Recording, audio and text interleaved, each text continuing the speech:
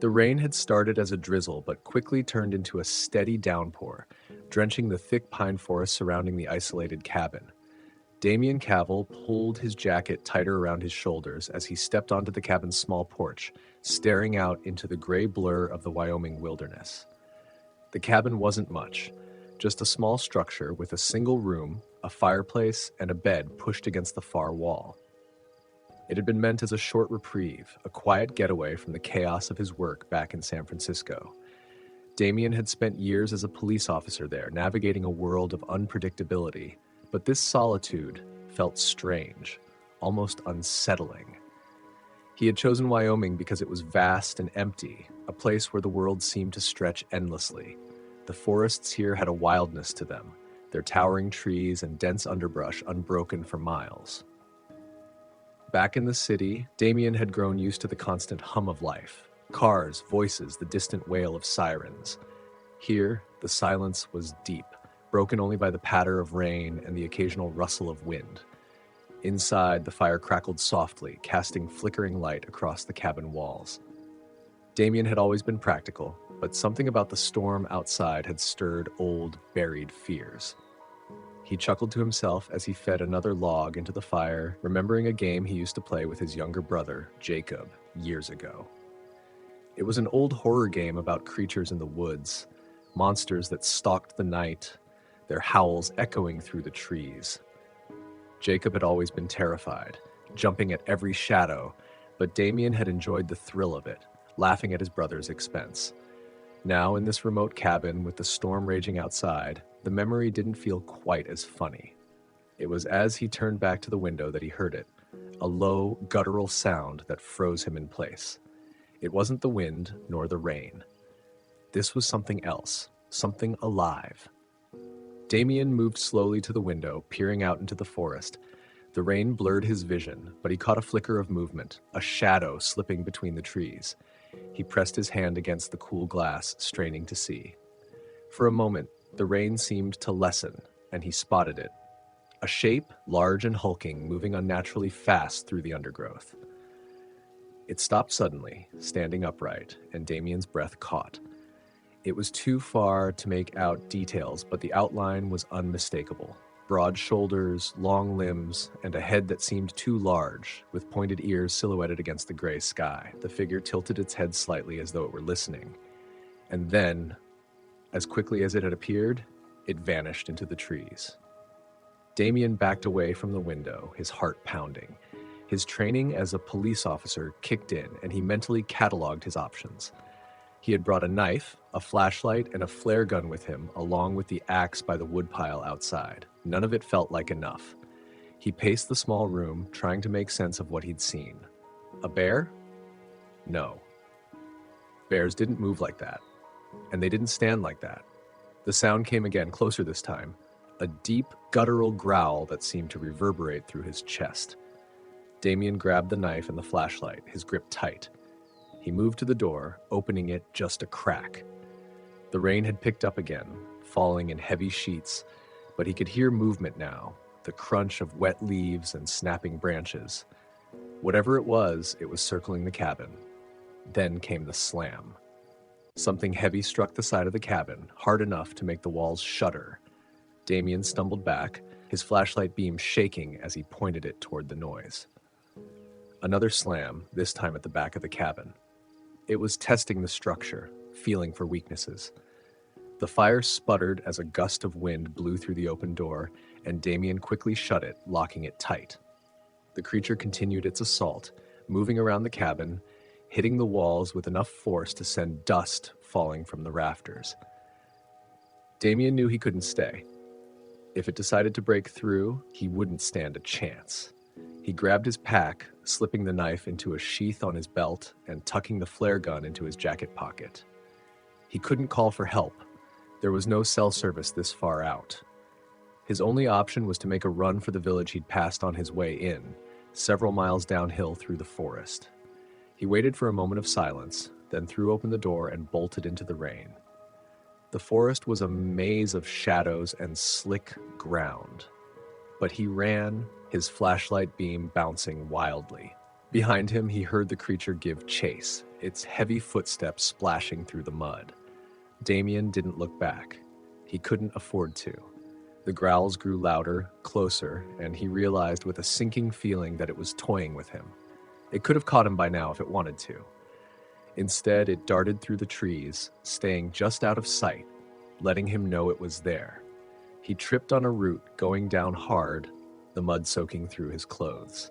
Scrambling to his feet, he fired the flare gun into the air, the bright red light illuminating the forest for a brief moment. That's when he saw it. The creature was massive, its fur matted and black, its eyes reflecting the flare's glow.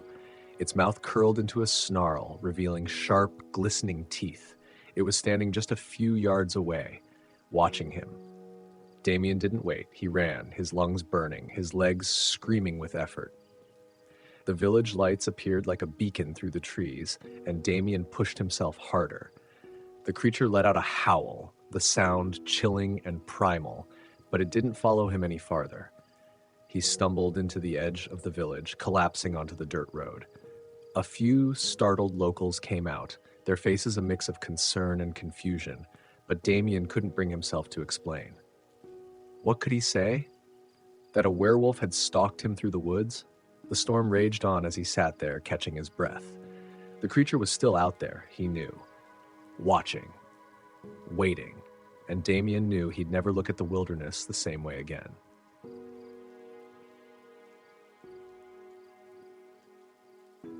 The Wisconsin wilderness lay frozen under a thick blanket of snow, the forest silent, except for the occasional whisper of wind rustling through the skeletal branches of trees. Nick Rambo adjusted the strap of his pack, his boots crunching against the icy trail as he led the group deeper into the woods. He'd always loved winter hikes, but something about this day felt off. The air was too still, the forest too quiet. It was the kind of quiet that made you feel like you were being watched. Nick had grown up in the Midwest, where winters could be brutal and beautiful in equal measure. As a park ranger, he'd spent years navigating rugged trails and teaching others how to respect and survive the wild. Today's hike was supposed to be straightforward, a few hours exploring the forest with a couple of friends from out of town. The group had started the day excited, laughing as their breath formed clouds in the crisp, cold air. Now the laughter had faded, replaced by an uneasy tension. "Hey, Nick," one of his friends, Jared, called from the back of the line.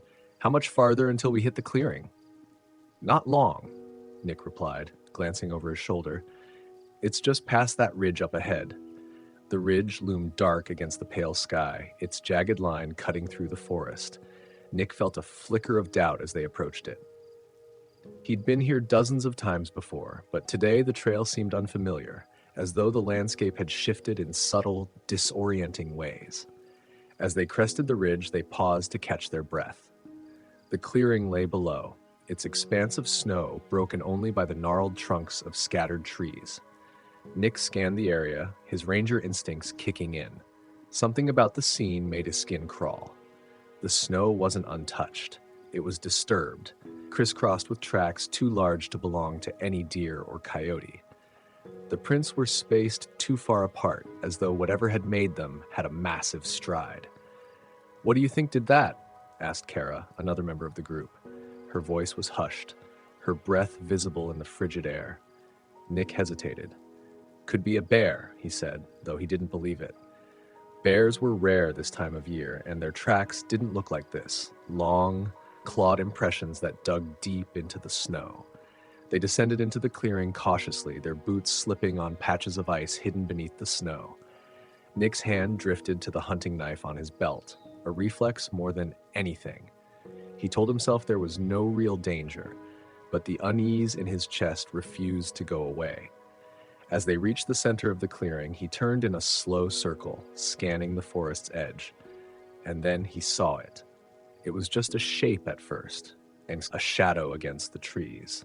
It stood motionless, half hidden by the thick trunks. But even at a distance, Nick could tell it wasn't human. It was too tall, too gaunt, its limbs unnaturally long. Its head was misshapen, with pointed ears that jutted upward. For a moment, Nick thought his mind was playing tricks on him. Then it moved, stepping out of the shadows with a slow, deliberate grace. The creature's face was a nightmare, a grotesque mix of human and animal features, its eyes glowing faintly in the dim light. Nick's breath caught in his throat as it tilted its head, as though studying them. And then it let out a low, guttural growl that seemed to vibrate through the clearing. "Run," Nick said, his voice barely above a whisper. The group hesitated, frozen in fear. The creature took a step forward, its claws glinting in the weak sunlight. That was enough to break the spell. They turned and bolted, slipping and stumbling as they raced back up the ridge. Nick stayed at the back, his heart pounding as he glanced over his shoulder. The creature didn't follow immediately. Instead, it prowled at the edge of the clearing, watching them go. They reached the ridge and scrambled down the other side, the snow making their descent treacherous. Nick could hear Kara sobbing, her breaths ragged. Jared swore under his breath, his words muffled by the scarf wrapped around his face. They didn't stop until they reached a cluster of trees that provided a momentary refuge. Nick motioned for them to stay quiet, his hand on his knife. The forest was still again, but it didn't feel like safety. It felt like the calm before a storm. "What was that thing?" Jared hissed, his voice shaking. "I don't know," Nick admitted. He didn't want to say what he was thinking, that it reminded him of a creature he'd seen in a video game years ago. A rugaru, the game had called it. He'd laughed it off then, dismissing it as folklore. Now, he wasn't so sure. A loud crack echoed through the trees, followed by a heavy thud. The creature was close, its movements heavy and deliberate. Nick lit a small fire, hoping the light and smoke would keep it at bay. They huddled around it, their faces pale and drawn in the flickering glow. Nick thought of his sister, back home in Ohio, and the way she used to tease him for being too serious. He wondered if he'd ever get the chance to tell her she was right. The fire didn't keep the creature away for long. It slammed against a tree just beyond the light, the impact sending a shower of snow cascading down. Nick knew they couldn't stay here. "We need to move," he said. "Stick together and stay quiet." They extinguished the fire and crept through the forest, the creature's growls following them. It was toying with them, while staying just out of sight but close enough to remind them it was there. The forest seemed endless, the trees closing in around them. Finally, after what felt like hours, they broke through the tree line and onto the main road. The sound of an approaching car was the sweetest thing Nick had ever heard. He waved his arms frantically, and the vehicle, a beat-up pickup truck, skidded to a stop. The driver, an older man with a weathered face, stared at them in confusion as they piled into the back. "Drive," Nick said. "Just drive." The truck sped away, the creature's silhouette vanishing into the distance. Nick slumped against the side of the truck bed, his breath coming in ragged gasps. They were safe, for now. As the truck rumbled toward civilization, Nick stared out at the dark forest, his mind racing. Whatever that thing was, it wasn't supposed to exist, but it did. And he knew he'd never forget the way it had looked at them, its glowing eyes full of something far worse than hunger.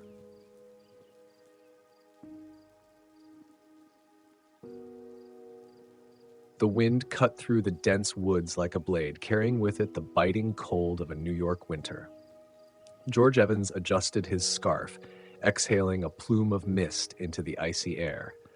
His boots crunched in the snow as he made his way back toward the campsite. He carried an armful of firewood, the branches stiff and brittle in the freezing temperatures.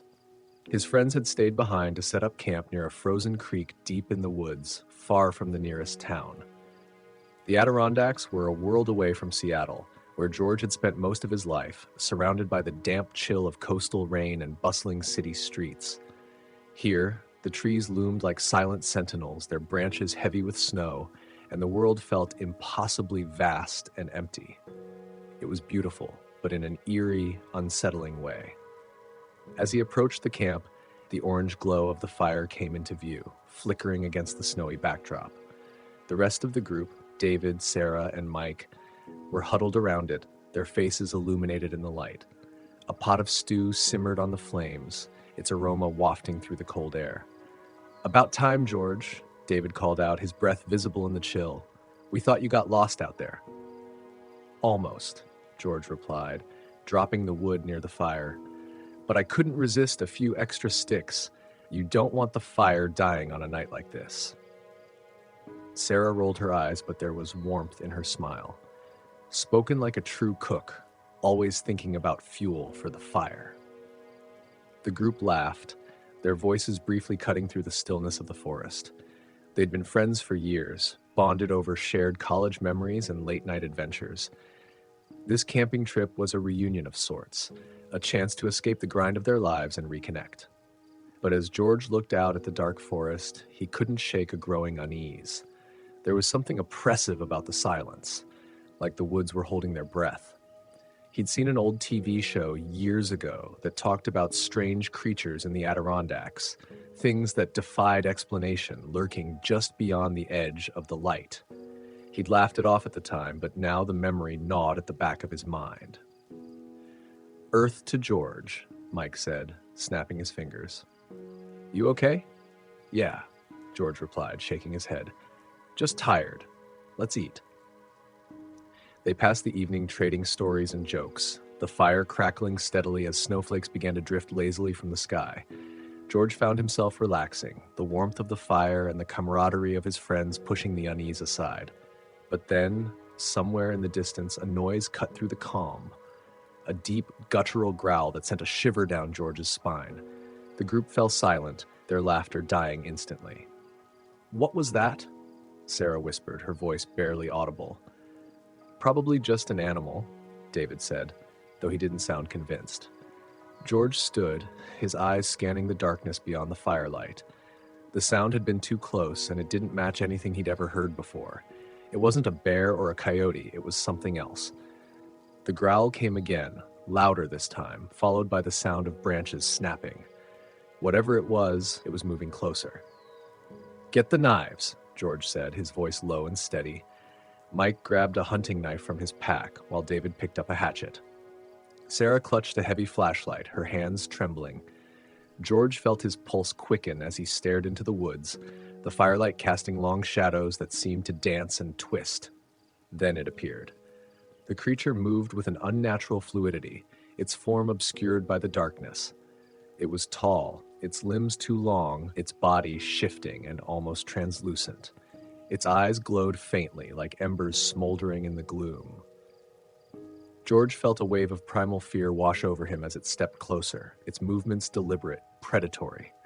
"Run," George whispered, his voice shaking. They didn't need to be told twice. The group bolted, leaving the fire and their gear behind. The creature let out a deafening screech, the sound echoing through the trees as it gave chase.